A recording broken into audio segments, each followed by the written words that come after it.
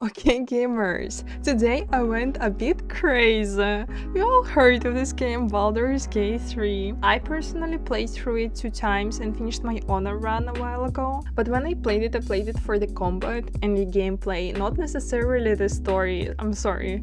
I still skimmed through it, okay, so I know what the story is about. But that was never the main appeal of the game to me, even though I know it is for a lot of other people. I decided to fix that.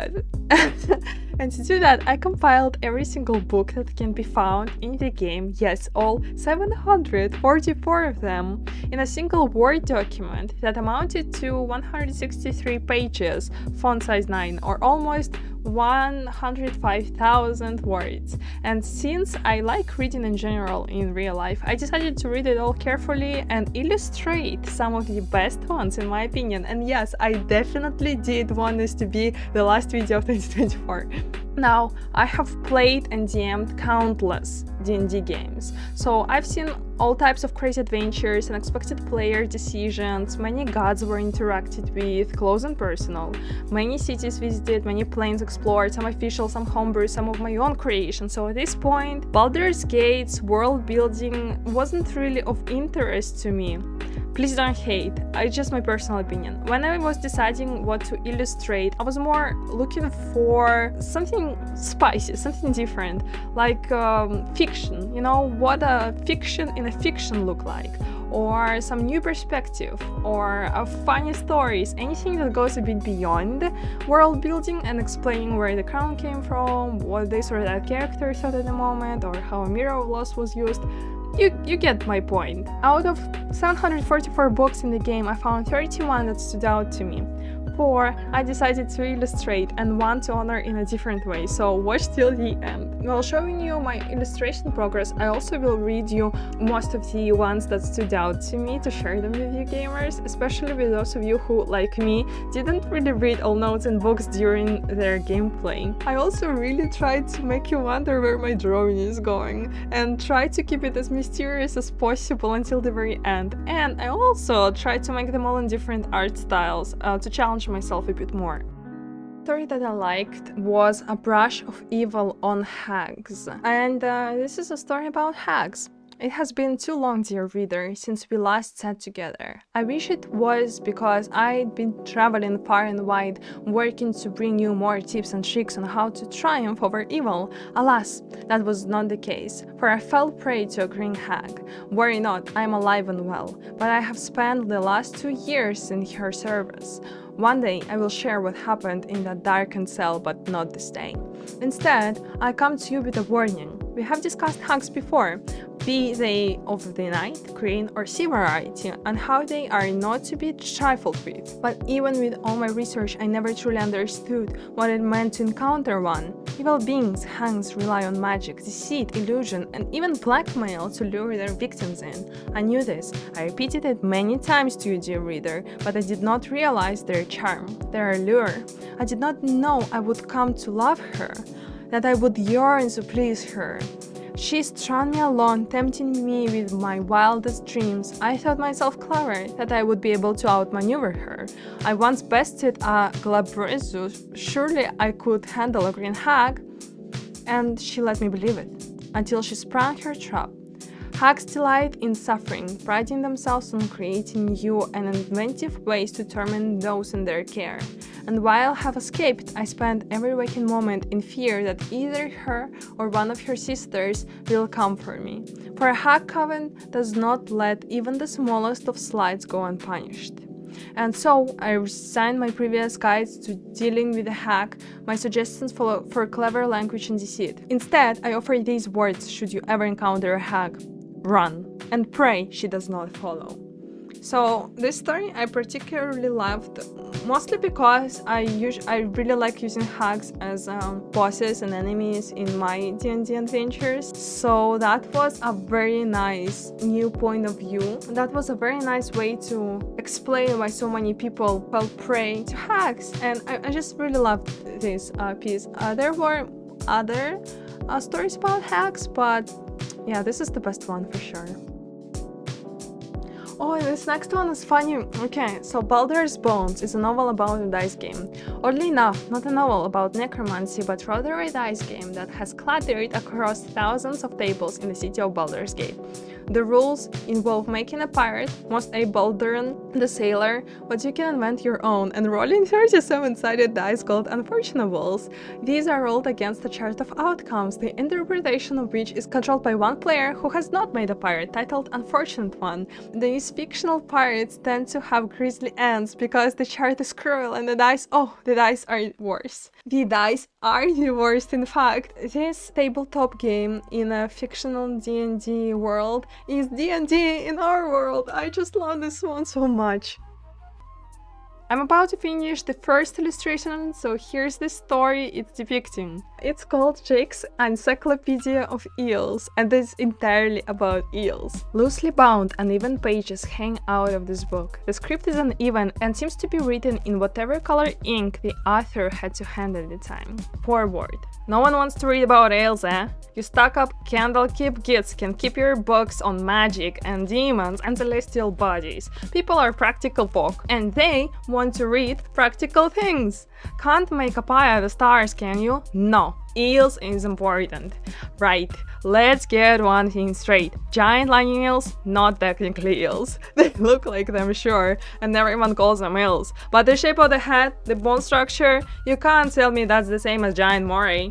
Now, where can you catch eels? Bloody everywhere, from Neverwinter to Alturiel to Kalimport. You can find an eel, but where do they breed and how? Well, you probably heard the stories that they're just snakes that learn to swim, or they're baby leviathans, or they're underdog spies, but that's all bunkum. They breed in the sea of Moonshay, I'm sure, and then swim all over Faerun. And if those pricks in Candlekeep give me the money to sail there, I'd be able to prove it. But no, they're too busy studying demon puzzle boxes and mumbling about whatever Alondon said years ago. Bad Al couldn't tie a good fishing knot for nothing. This book carries on like this for several pages before finally returning to the topic of eels. That seemed so hilarious to me, and yeah, here's the drawing. I was really thinking whether I should explain to you my thought process and all the details I wanted to add, and like why I did certain things in a certain way, but at the same time I decided that I would let you to decipher. But yeah, what really freaking loved is I imagine Jake writing his book, and obviously he's like frustrated and he rants a lot in this book, as we already understand, and that he would illustrate different eels, and you see there's a giant moray, just a moray, sorry, in the middle, and yeah, I think he would draw a wolf eel, which is at the bottom, and it's not actually an eel in real life. And he'd be so mad, he'd just write all over his drawing that it's not a fucking eel. This image, it just makes me laugh so hard. But yeah, there we go. Let's go next one. Oh my god, this was so funny. An alternative perspective, the Weave. It's a book about the Weave. According to standard wisdom, the Weave is comprised of the body of Mystra, or the domain of Mistral, the threads connecting all of creation to the source of magic itself. I posit to the intrepid reader that the truth is far more fascinating. The Weave, as we know, it is not invisible at all. No, certain among us, whom I shall call seers, can sense the true nature of the Weave as an incredibly fine but highly physical and edible substance left in our realm by spacefaring giants called Immortums several aeons ago. Each time we wield these powered creatures called Weave Devils consume these strands of weave, and their excrement is a powerful force that we call magic. I know this will shock many readers, but I only deliver the facts as I know them, and as the esteemed wizarding community wants to keep from you. If you wanted to know how a fictional conspiracy theory in a fictional world looks like, there it is. I love this one. This next book, it can be found in the second chapter. It's called Bonded by Love, Husband's Diary. Entry 47. We are being attacked. My brave, beautiful Miranda volunteered to fight. She says it's her duty as a cleric of Shar. Can't bear the thought of anything happening to her, but I know she'd be angry if I said anything. I'll pray to Our Lady to keep her safe. Entry 48. Miranda woke me in full armor, a smile on her face. She got down on one knee and proposed, a beautiful obsidian ring in her hand. Of course, I said yes. As a cleric, she was able to marry us then and there, blessing the rings as she slipped them on our fingers. I'm terrified for her, but I'm also happy. I knew she loved me. I knew it. Entry 49. Miranda faced down an entire troop of harpers, killing every last one. She didn't have a scratch on her. Blessed be the Lady of Loss. I tried to prepare a celebrity meal for her, but I had a dizzy spell. Blood poured from my nose, and Miranda found me passed out on the floor. She told me to rest and not to bother going to the House of Healing, that it was likely that stress. She's right, but I'm still scared. Entry 50. I know Miranda said not to, but I went to the House of Healing. Blood leaks from my nose and ears, and there are strange wounds all over my body. The nurse kept asking me about my ring, and when I told her Miranda and myself just got married, she looked at me strangely. When I asked her what was wrong, she sent me home, telling me not to come back. There are black spots in my vision, and I can't feel my legs. What is wrong with me? What is happening? So, this is a very interesting story because, there's a second part written from the wife perspective, and when we read it from the wife perspective, we know that she does indeed love her husband. But I just want to talk about this one. So what happened here is that the cleric of Shar, Miranda, she cast, I think it's called bond in English, on the rings. This spell makes it so when she takes damage, instead of taking full damage, she takes half, and the other person who was bonded by the spell takes the other half. And so she basically tricked her husband into taking half of the damage for her, which, first of all, if they loved each other so much, why didn't she just tell him? And I think maybe she did tell him. He has black spots in his vision, so probably he used the mirror of loss and forgot that this spell was on the ring. But I just like to think that, Miranda being cleric of Shah, there is a reason why people are scared of them and dislike them. It's because they go to all possible lengths to serve Shar. And yeah, I just love to think that she really wanted to trick her husband and use him to take less damage in battle. And the most interesting thing to me is that the husband doesn't seem to be a warrior, a class, right? And in D&D, I'm not sure whether it's official or homebrew, but normally civilians, they have 4 HP. I mean, obviously this person doesn't have 4 HP, they would be long dead if they did. But they have significantly less health than adventurers. And if she's going there being a cleric, and he takes half of her damage, he can easily die at any point, because he just wouldn't have enough health to keep taking half of the damage for her. She definitely knows that, so that makes me think that she did use her husband. There is a second part of the diary, the wife's diary, and in wife's diary, if you read it, we know that she actually does love him, which kind of ruins the whole theory. But this story, standalone story, is a very interesting one because it's very kind of mysterious and ambiguous, I guess. Next one, Larethian, is a book on the deity Corellan Larethian, the elf god of art and magic. The introduction to Larethian by Palmer Junisuga reads, it is no exaggeration to say that Corellan Larethian is the primary figure in the pantheon of elves. It is said that his tears, mingled with those of Sihanin Moonbow, actually created elves. As in all myths, the psychological reverse oblation God gives to his people is interesting. The elven people are not formed from Corellan's hip bone, his throat, his testicles. Instead, they arise from an expression of sorrow. Some scholars frame them, then, as an antidote to his pain. Corellan was at the time experiencing loss and feelings of betrayal. More traditional thinking, and here I quote the elven sage Ephir Loquelon, place of elves, as sad as species can be. This rings truer for me. Life, after all, deposits its fair share of difficulties on those burdened with living it, and elves endure a long, long time. So, this one was very interesting to me because it immediately reminded me of that anime I watched a long time ago, Makia, When the Promised Flower Blooms. It was really food for thought on how lonely and sad it is to have a very long life. It's not as drastic in Dungeons and Dragons as in that anime, But yeah, if you really like this small chapter and this new perspective on long life, right, and the sad side of living a long life, I would really recommend you to watch that anime, even if you don't watch anime, because I'm not really an anime person, but that one was a very good one. So I'm about to finish this next one, so let me explain it to you. This is a diary that belongs to readers, in my personal opinion.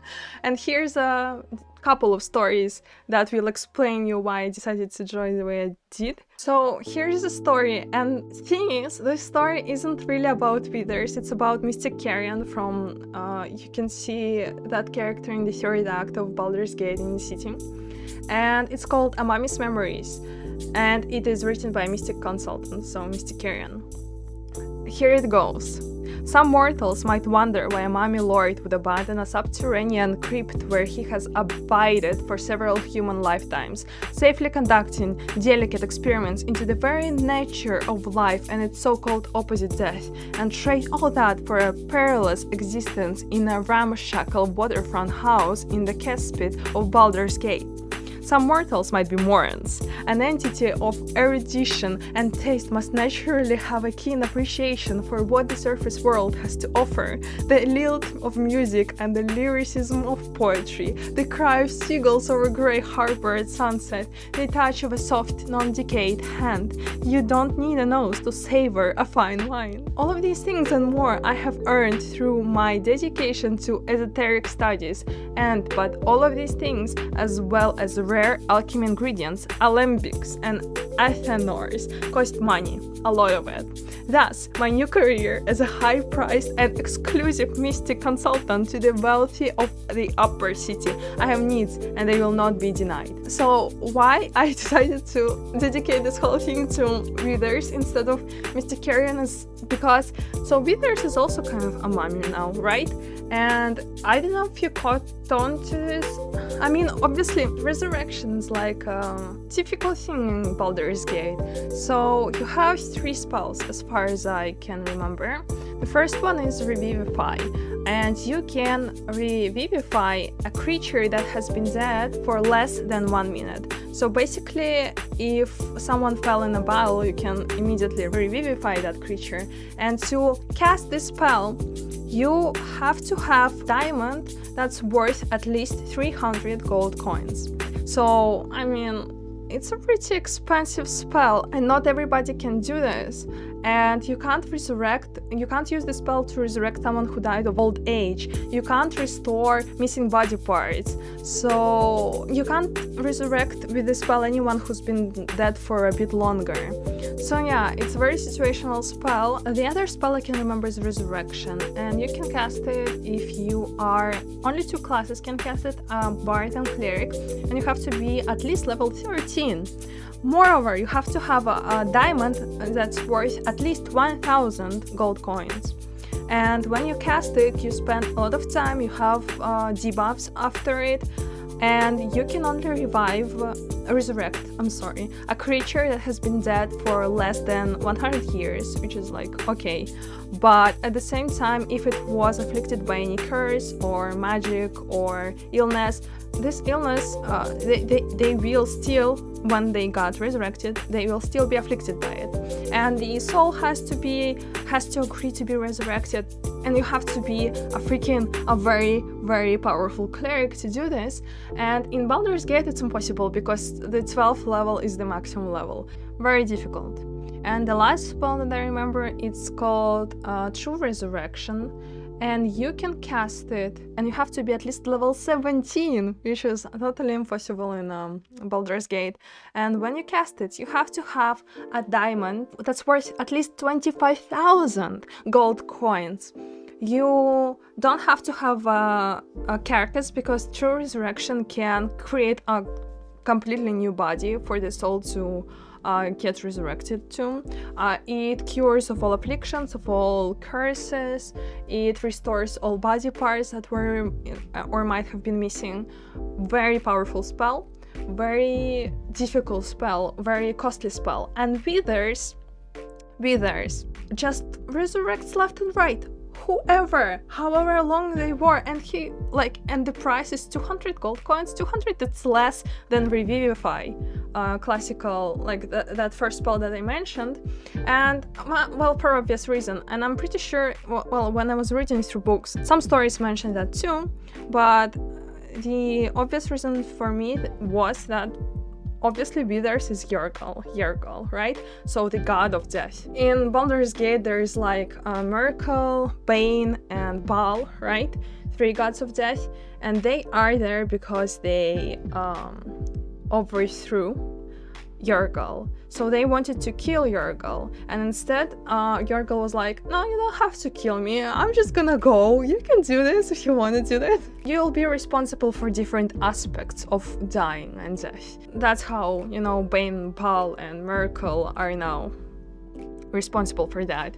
But yeah, Yergal, I feel like he was pretty happy not to deal with that anymore. We find Withers / Yergal, right, in a crypt, and they join the party and they follow the characters and they resurrect them as many times as you need. Almost no money needed, because I feel like Withers have the same point of view on life as Mystic Carrion. I feel like Withers is like, heck this, that's not my problem anymore, I'm gonna enjoy my life. And I absolutely love the idea of that. So yeah, here's the art that I was drawing. I hopefully I explained it to you and didn't rant for too long. This next one, okay, so most of stories from Church of Shar are really just world building. They just explain to you what happened, why it happened, what does this thing do, etc.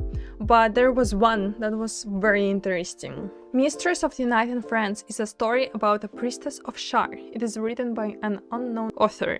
A series of stories distributed among children to encourage the worship of the goddess Shar. There once was a beautiful woman. Men and women alike traveled across the land to earn her hand in marriage, but none could win her heart.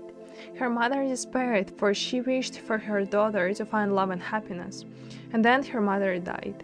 The woman cried and cried, her suitors stopped calling, her friends stopped writing, and still she cried. You poor child, Shar whispered in her ear. They only wanted you for your beauty, for your charms, for your grace. Now that grief has replaced your charms, none care for you, none but I. The woman spoke to Shar, who listened. She prayed to Shar, who answered. For the first time in her life, the woman had a true friend. And then Shar asked her to take a vial, a small vial, an innocent vial. She took the vial to a man. The man filled it with a liquid and told her to drop it into the well. The woman did. She wanted Shar to love her, to be proud of her. And then people became sick. People died. But Shar loved her, and the woman loved Shar. Now men and women alike travel across the land to see her, not because she's beautiful, not because she's charming, but because she's a high priestess of Shar, and her word is law. That is just a very amazing story that really explains the lengths to which Shar followers are ready to go to earn Shar's approval, which underlines what I said about that previous story with Miranda who used bond on the rings with her husband. Like she really did just use her husband because that's why people are scared of followers of Shar, because of, I guess, how devoted and at the same time blind they are. Oh, next one was also funny. Church of Lathander. Record of complaints described the origins of the Grimishkas in Rosimorn Monastery. A dust-covered tome of complaints to the Dawnmaster, who allowed a pilgrim to pay for wine with a cat. And what sort of cat even is it? One of my novices told me they saw it grow to the size of a humongous hound. That was moments before it attacked. The poor novice didn't stop trembling for a 10-day. Please, I beg you, can we just accept gold for goods like ordinary folk? And for God's sake, call on someone to get rid of that nasty animal. I really have no comment, no further comment. What can I say about this? This is just a very funny entry and I liked it. And I would read more of the complaints if I could. I wish I could read 100 pages of complaints like this. It's just so funny. Okay, so there is character in the stories, Husky and Xylophine, and their whole thing is that they have a rare disease for dragonborn, that their scales don't form properly, so it's very painful and they kind of keep losing their scales, and they try to find a solution for it, a cure. And so they really dabble in alchemy, and they're very great alchemists, and they discovered many different alchemic recipes. And this is a way for the game to teach you to like explain how your character read the book and now they know this new alchemic recipe, right? So it's just a kind of tutorial thing, but it's a very well freaking written and interesting tutorial thing. I would read it just like a standalone series of books, just adventures of Husky and Xylophine. But there were 2 entries that were just kind of funny to me and I want to share them with you. So, Recipe of Elixir of Dark Vision is a book that unlocks the recipe for Elixir of Dark Vision. Amongst the party of grave adventurers was one human. This was only a few hours ago. The human wore the most moronic grin. I mean, deeply, almost inconsiderately stupid. Our encounter ran thus. Me. So, you'd like to follow your friends here into, what was it? The crypt of utter and complete darkness and earnest blackness, no light whatsoever, really very dark down there, the crypt. Human, yes sir. Me, and your friends here are aware that you are a human. Yes sir. Me, good, and they are also aware that while humans are indeed a very capable species with many useful qualities, they are in fact not adapted to seeing in the dark. They need me to heal them, sir. I'm a cleric. I see. Right. Have you ever heard the term guinea pig? Little furry thing, sir. How about Patsy? Had a cousin called Patricia, sir. Not wishing to condemn this ninny to no doubt a horrible and very unseeable death, I told him to get his hands on essence of crystalline lens, mix that with any salt, and thereby produce an elixir of darkness. An elixir of dark vision, sorry. The human screen widened noticeably. Human. That'll be good, only I'm scared of spiders, so I might leave off until we get to the non-spidery bit of the crypt. I'm sure he'll be fine. And that made me laugh so hard. I just love, it's such a funny entry.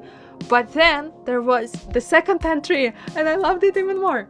So, second entry. Recipe of elixir of necrotic resistance contains a recipe for elixir of necrotic resistance, obviously. Good day today, unexpectedly so. My condition is like this. I got a 10-day of my scaleless flesh atrophying from time to time. Results in a day where the pain is actually bearable. I imagine the worst cancers are the same. Some days could almost fool you into believing you're healthy again. Anyway, I got some sweetly made and even sweetlier, not a word, I think not, discounted hot chocolate in the Elfson Tavern. They know me by name. Asked after the details of my life, I gave some, obviated others. When a human, the same one I gave the Dark Vision Elixir recipe to not so long ago, turned up, alive and kicking, and now wearing a much more appropriate expression than the dumb fuck grin I remember. I greeted him hello and bade him to join me. His name is Damerick, and he's been through the ringer. We spoke very politely together for an hour, and then amusingly for 2. And when he admitted he would indeed face a hideous necromantic foe upon the morrow, I sketched him the formula for an elixir of necrotic resistance, which would lessen the effects of that cruel damage upon his amiable body. For necrotic resistance, mix vitriol of black oleander with any sublimate. A good day with all, and here's to another. He lived! Oh, I was so happy to see that Derek lived! And it's so nice that like this, our main character with the very hard to pronounce name, Husky and Xylophine, they were also happy to see him, and you can see this in the text. They were happy to see him again. And after that, when you read more of oh my god, this person's entries, you know that they became friends after that. And this is just, it's amazing. It's amazing. I love this little story. I'm about to finish the third illustration of the video, and here's the story. I was trying to illustrate the book of Final Breath. And this book is, it's just the thought of it seemed hilarious to me. A slim ledger packed with rows of text. No matter how many pages are turned, there always seems to be another. Come see this, it's much pinner. Laboratory explosion. Earth crash. Waylaid in a Neverwinter alley. You're blocking my light. Dannery, watered haven, feather long. It's a book of the final breath is a text that seems to somehow record the last words of countless dead people. And this story, it's like, it's not funny, right? Well, it is kind of hilarious, but I mean, it's not world building. It's just there, and just the thought of this book is hilarious to me. I definitely love to read more. Now you understand why the main character says, "That's totally normal," when their experiment goes wrong. Next one is it's a new point of view to necromancy, and I found it so amusing. So it's called Cherish Hollow, The Amiable Art of Necromancy. It's a book written by Cherish Hollow. Excerpts from Cherish Hollow's The Amiable Art of Necromancy. It's a lonely world for a young woman in the modern culture of necromancy.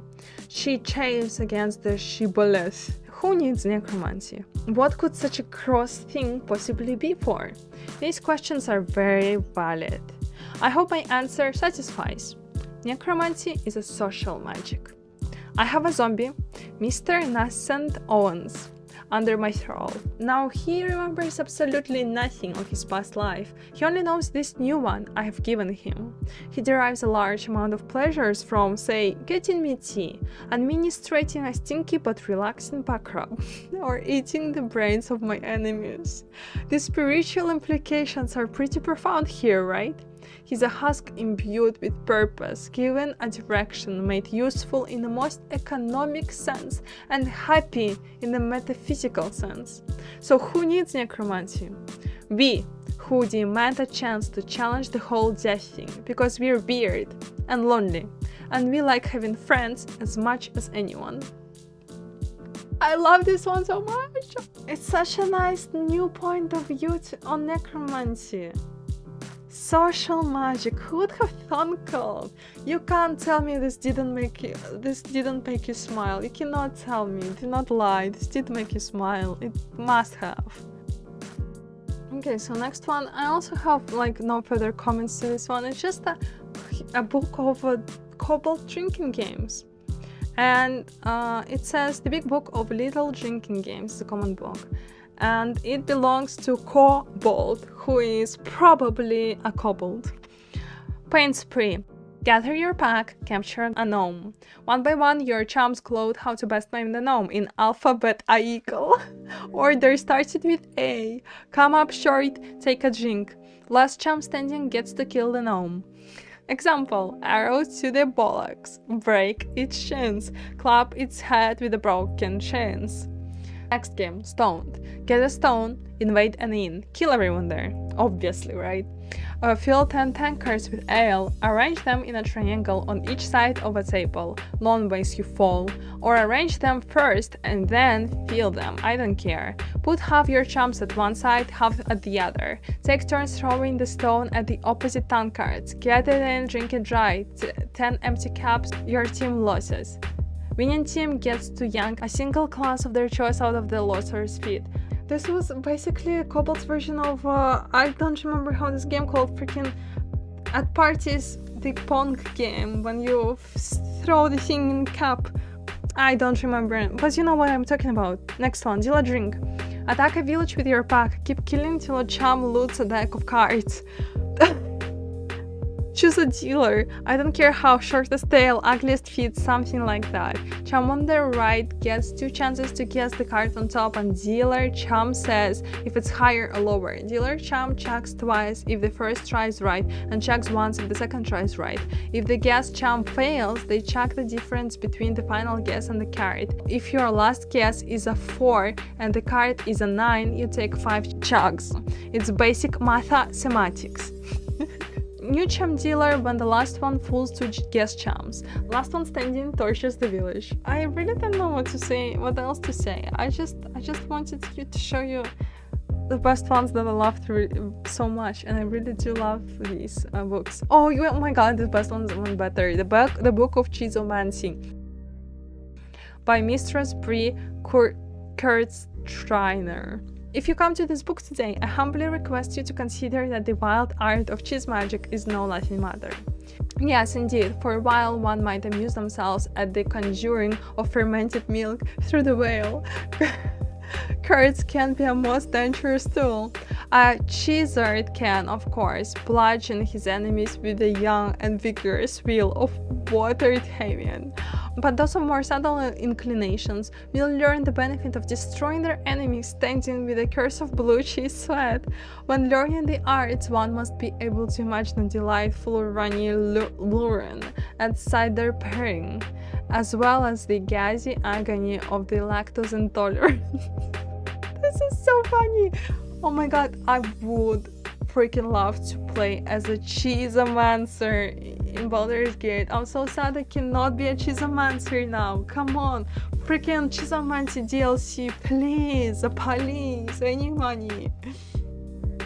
Next one was also funny to me. So you probably have seen this and read this one because it's very hard to miss if you visit the House of Hope. Raphael, the Power of the Crown.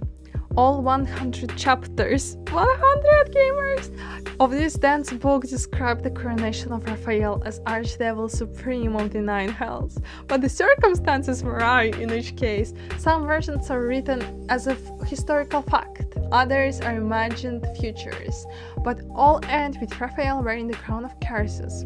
One in particular catches your attention. In the end, it was the prism bearers who came to him seeking salvation, and he laid out a course for their survival. He did lay out a course. They would be free of the parasite, the sword coast would be cleansed of Lithids, and Raphael would receive the crown for his part in the victory. From the moment he met them, it was inevitable. The realms would weep to see his glory. I just love how much Raphael loves himself. 100 chapters! Imagine, like, literally when he doesn't stalk possible victims and figure out ways to entrap people, he just imagines himself being amazing. Oh, I mean, obviously he loves himself, it's obvious, right? If you played the game, you know. This next one, so there is several volumes of the True and Impossible Adventures of the Nebrix Morrow, which is I think it's a fiction in the fiction, and it's about like a pirate that goes through many different and cool adventures, I think. But yeah, this one was written in such a cool way. I would really read this fiction, like as a separate fiction, not fiction and the fiction, if you know what I mean. An expert from the True and Impossible Adventures of Tenebrix Morrow, a pulp serial following the real-life exploits of an interplanar ship's captain. The real Captain Morrow is known never to have left her native Waterdeep, and emerges from her rooms at the Yawning Portal only to exchange scrawled manuscripts for fresh meals and ink. It is quite a feeling to fall forever. Of course, fall does not exactly describe it, not indeed does fly. Each patch of sky in the elemental plane of air is bound by no laws but its own, rendering petty attempts at direction or definition meaningless. It is exactly this ferocious freedom that makes a plunge through the eternal blue the only way I've learned to truly relax. You seem distracted, observed Erules, shouting to be heard over the howling wind. That the goblin could so easily pierce my inscrutable facade was no surprise to me, for she is a sage of considerable wisdom and a lifelong friend to boot. I acknowledged, expertly adjusting my posture to avoid a drifting Aarakocra nest. Lord Primus was forewarned of my contract to infiltrate his mind palace. I had to leave my entire crew on Mechanus just to escape alive. I could sense her frown beneath the bleach-bone skull that eternally obscured her face. It was an affection of her monastic order, and just one of many things I had never truly understood about her. All perished. Surely the traitor was amongst them. Perished? Oh no, I traded them. Lord Primus wished to study mortal mannerisms, and he was most forthcoming with the identity of my betrayer in return. I reached out across the divide and slipped from her finger the ring of command. With the loss of the magical item, she instantly ceased to fly and began to fall in earnest. A subtle distinction, but an important one. Her screams were already lost to the weeping wind by the time new bride loomed into view. I climbed aboard, weighing the ring in my palm. Its exact twin was nestled upon my own finger, forged by Erul's many moons ago as a symbol of our undying friendship. Worry not, dear reader, she is my friend still, and it is fully my intention to return and catch her someday. I got goosebumps reading this, and I wish I could, I wouldn't have my obnoxious accent and you could read and could hear someone with a very nice accent and very good flow of read it to you. I'm sorry, I'm doing my best, but goddamn, I would read this story. I would really read the book of adventures. Where can I buy it? Give it to me. Oh yeah, the next one is also from Church of Shar, and yeah, as I told you, there are many books that just, simple world building, but this one also offers a new perspective, a new view. Look, the sturdily bound story of a cleric of Shar whose soul was never claimed from the City of Judgment. In life, her service had been impeccable. Daily did she devote herself to the Lady of Loss. Daily did she free herself from the tyranny of memory. All in time was lost to her relations, her preferences, even her own name. Upon the altar of her devotion placed she the ultimate offering, her emptied mind. And when she died, when she awoke in death and found herself standing in the pale and faded City of Judgment, she waited for the Lady of Loss to retrieve her. A million souls and more passed her in colorless gusts, but no hand materialized in her hand. No voice whispered instructions in her ear. No guidance proffered itself from the bleached and barren sky. Time, immaterial time, passed around her like air, coming and going. And still, the goddess did not comfort her devotee. Helenwar pitied her, as much as the Lord of the Dead is able, but could not intervene. This cleric of the Lady of Loss, unclaimed despite her worthiness, might yet have one more lesson to learn, that not of forgetting, but being forgotten. Oh my god. This made, I have goosebumps. It's so sad. It is really so sad because in Dungeons and Dragons, gods couldn't care less about you. Gods do not care. Gods do not care, they just lie and trick you. I mean, most of the time, I guess. Gods do not care.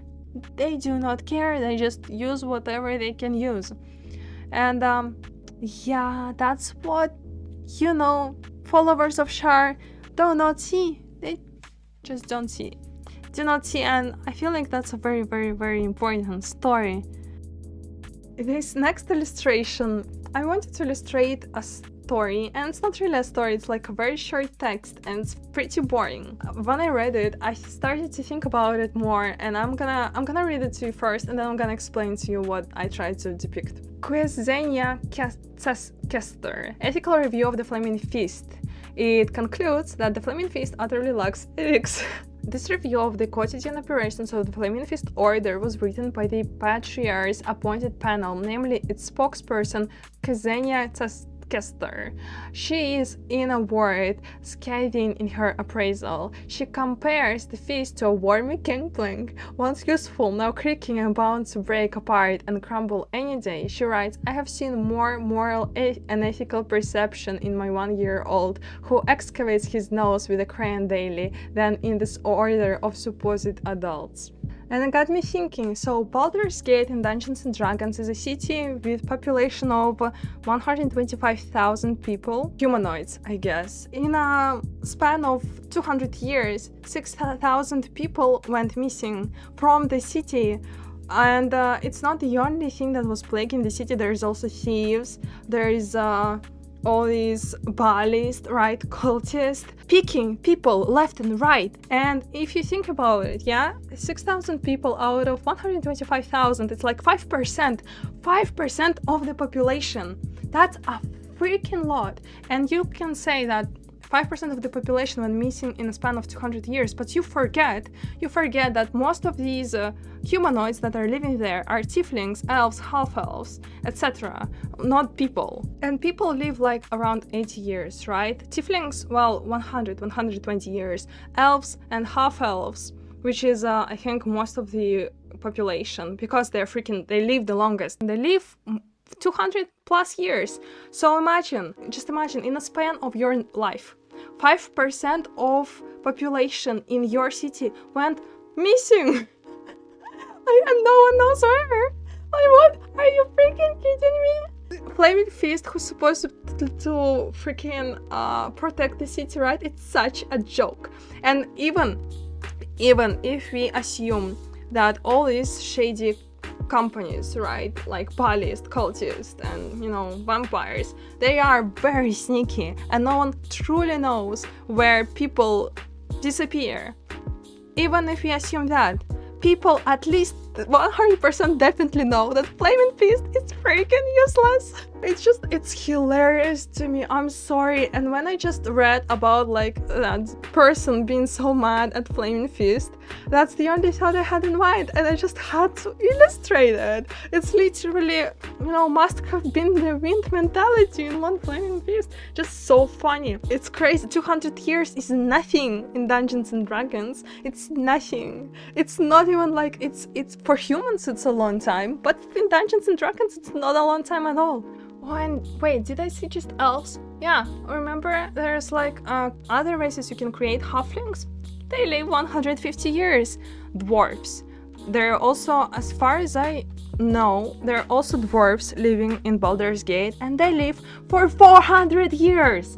400! It's like you turn 30 and 5% of your city gets wiped and no one knows where. Must have been the wind mentality. The fifth story I wanted to honor was a cooking recipe, and I'm useless at cooking, to say that lightly. So I didn't really have an idea whether it's gonna turn out to be edible even. I asked my mom to help me out, and we cooked. We did cook.